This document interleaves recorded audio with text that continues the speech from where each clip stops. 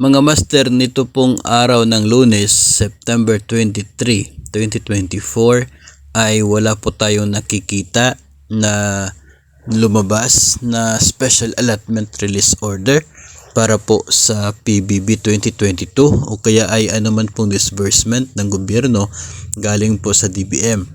Kung atin pong titingnan yung listahan ng mga SARO sa website ng DBM ay September 20 po, no, yung huling release nila ng SARO, no, at dito po ay intended, no, yung huli po na nabigyan ng SARO for PBB 2022 ay ilang mga paaralan at division under the DepEd Region 11, no. So maliban po dyan, nauna po yung Region 9, tapos later on last September 20 Region 11 hindi po nabigyan lahat, no. Marami pa rin po mga paaralan at division na wala pang SARO na na-release as of now for PBB 2022 sa DepEd Region 11.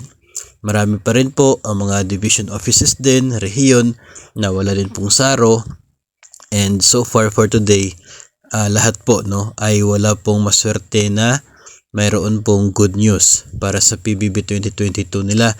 Kaya bukas ay atin pong muling tingnan ang releases ng DBM at hoping tayo na sana ay mayroon pong good news na atin pong maibahagi sa inyo. Pero for today, September 23, 2024, wala pong SARO from DBM para man ito sa PBB o kaya ay anuman pong disbursements ng gobyerno for any government agency.